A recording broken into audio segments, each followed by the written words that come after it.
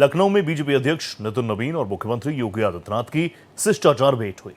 दूसरी तस्वीर भी आपको दिखाऊंगा जहां पर नितिन नवीन, बीएल संतोष, पंकज चौधरी, मशहूर चाय की दुकान जो मैंने बताया शर्मा टी स्टॉल पर भी पहुंचे। इस मौके पर यूपी के डिप्टी सीएम ब्रजेश पाठक भी मौजूद रहे। तो दोनों तस्वीरें आपके सामने। एक तस्वीर है, बड़ा मैसेज है कि चाहे दिल्ली हो चाहे लखनऊ हो, दूरी बिल्कुल नहीं है। बहुत सारी चीज़ें आती हैं रिपोर्ट्स में, वो सही नहीं है। दूसरी तस्वीर है, बड़ी संख्या में कार्यकर्ता भी हैं, लखनऊ गए होंगे, शर्मा टी स्टॉल ज़रूर गए होंगे, चाय पी होगी आप लोगों ने भी, बन मस्का बहुत फेमस है उनका, वो खाया होगा। तो उसी चीज़ों का लुत्फ उठाते हुए पार्टी अध्यक्ष नितिन नवीन, साथ ही पार्टी के कई इंपॉर्टेंट फेसेस उनके साथ। तो योगी आदित्यनाथ से मुलाकात, 2027 चुनावी शंखनाद आप कह लीजिए। भारतीय जनता पार्टी बहुत माइन्यूटली काम करती है। एक एक सीट पर मंथन चिंतन का सिलसिला अब से नहीं, काफ़ी वक्त पहले से शुरू हो गया है। पार्टी अध्यक्ष यहाँ पर पहुँचे तो आप समझिए उनके सामने रिपोर्ट्स रखी जा रही होंगी, अलग अलग सीट्स को लेकर क्या कुछ सेंटिमेंट्स हैं।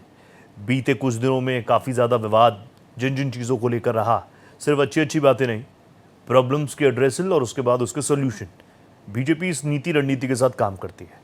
कुछ ऐसे विवाद उठे हैं, चाहे वो शिक्षा को लेकर हो, प्रयाग में जिस तरीके से अभी मुक्तेश्वरानंद जी वाला मुद्दा हो, वो लगातार सरकार को घेर रहे हैं। इन तमाम चीज़ों, यूजीसी आपको याद होगा, लखनऊ में ज़बरदस्त, लखनऊ ही नहीं पूरे देश में हुआ था, लखनऊ में भी उसकी आँख नज़र आई थी। तो इन तमाम चीज़ों को कैसे टैकल किया जाएगा। अभी राम मंदिर का इशू भी आप देख ही रहे हैं, दान चोरी, बहुत सारी चीज़ें हैं। तो इन तमाम चीज़ों को लेकर भी मंथन चिंतन। और अब ये दोनों तस्वीर आपके टीवी स्क्रीन पर है। अब आप देख लीजिए, डिप्टी सीएम ब्रजेश पाठक के घर पर भी लंच हुआ है।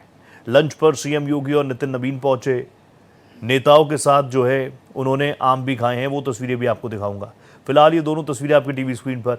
रवि भी मेरे को स्क्रीन पर नज़र, रवि नज़र आने वाले हैं। रवि राजधानी लखनऊ से हमारे साथ जुड़े हुए हैं। रवि, मुझे बता दीजिए कि अब ये सारी चीज़ें, क्योंकि आज दूसरा दिन है, योगी आदित्यनाथ से भी मुलाकात हो गई है और तमाम बैक टू बैक मीटिंग्स का सिलसिला नितिन नवीन का जारी है। क्या कुछ चीज़ें आ रही हैं इन मीटिंग से, क्या कुछ खबरें छनकर आप तक पहुँच रही हैं? देखिए, कई सारे पहलू हैं इस पूरे दौरे की। अगर हम बात करें तो बीजेपी के राष्ट्रीय अध्यक्ष बनने के बाद नितिन नवीन का ये पहला उत्तर प्रदेश का दौरा था और वो दौरा उत्तर प्रदेश में जो अगले साल जब चुनाव होने, उस चुनाव से ये पहले दौरा है। ये दौरा इसलिए भी अहम है क्योंकि राष्ट्रीय अध्यक्ष बनने के बाद एक युवा नेता के तौर पर जो उनको जो जिम्मेदारी मिली है बीजेपी के राष्ट्रीय अध्यक्ष के तौर पर, उसके बाद जिस तरीके से लगातार उनको लेकर चर्चाएं थी, अब उत्तर प्रदेश के में वो अध्यक्ष बनने के बाद पहली बार पहुंचे, यानी राष्ट्रीय अध्यक्ष बनने के बाद वो यूपी के पहली बार दौरे पे आए। और सबसे बड़ी बात यह है कि अगले साल चुनाव होना है।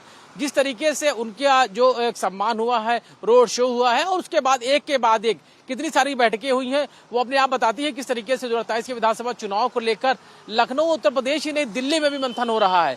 शायद यही वजह है कि जिस तरीके से संगठन को लेकर लंबा मंथन चला है, मंत्रिमंडल विस्तार को लेकर लंबा मंथन चला है, यहाँ लखनऊ से दिल्ली तक ये मंथन चला है।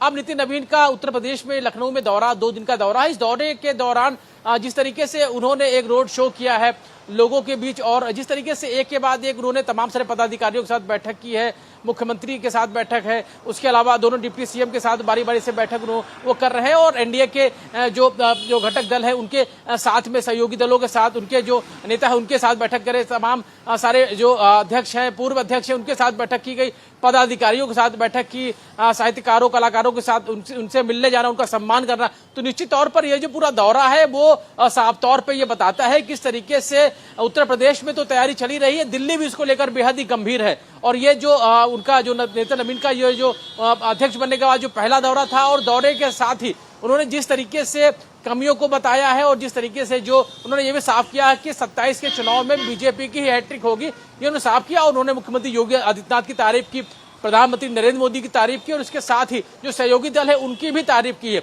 इसके साथ ही उन्होंने ये भी साफ कर दिया है जो टिकटों का बंटवारा होगा उसको लेकर उन्होंने साफ कर दिया कि परफॉर्मेंस के हिसाब से और पब्लिक परसेप्शन के हिसाब से ही तय होगा। अच्छा, बीजेपी तो वैसे 24/7 चुनावी मोड में रहती है, लेकिन 24 में जो मनमाफिक नतीजे नहीं आए लोकसभा की सीट्स में, समाजवादी पार्टी ने जबरदस्त पटकनी दी।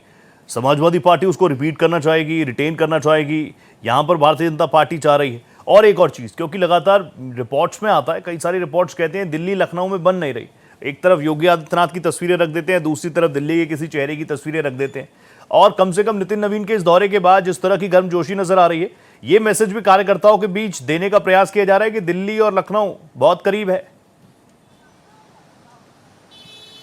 देखिए बिल्कुल ये एक बड़ा मैसेज जरूर था और जिस तरीके से नितिन नवीन के दौरे के साथ जिस तरीके से तमाम सारे मंत्री साथ है, मुख्यमंत्री के साथ दोनों डिप्टी सीएम साथ थे, जिस तरीके से आम पार्टी में सभी का साथ होना और बारी बारी से नितिन नवीन की अगर हम बात करें तो पहले केशव प्रसाद मौर्य जो कि डिप्टी सीएम उनके यहाँ जाना, फिर केशव प्रसाद मौर्य के यहाँ जाना और मुख्यमंत्री योगी आदित्यनाथ साथ मुलाकात करता, यानी कि सभी जो पहलू है उनको समझने की कोशिश की जा रही है। और सबसे बड़ी बात उन्होंने ये भी साफ कर दिया मनमुटाव की कोई भी जगह नहीं है और निश्चित तौर पर उन्होंने एक संदेश जरूर दिया है कि भाजपा में रहना है तो निश्चित तौर पर जो नियम बने हुए नियमों के हिसाब से ही चलना होगा। और जाहिर है उन्होंने ये भी साफ कर दिया कि जो परफॉर्मेंस रहा उसी परफॉर्मेंस के हिसाब से ही आगे चुनाव में लोगों को मौका मिलेगा। और उसके साथ ही उन्होंने विपक्ष पे भी हमला बोला है, इसके साथ ही यूजीसी के मुद्दे पर भी उन्होंने बात कही, राम मंदिर के मुद्दे पर भी बात की। उन्होंने ये भी कहा कि उसके लिए भी कार्रवाई करेंगे और वही सुधार भी किया जाएगा। यानी कि कहीं ना कहीं वो भी मानते हैं कि जिस तरीके से जो चीजें हुई उसमें कहीं ना कहीं कमी जरूर रही, उसे दूर करने की जरूरत है। जी बहुत धन्यवाद, thank you so much Ravi, नजर आप बना रखिएगा।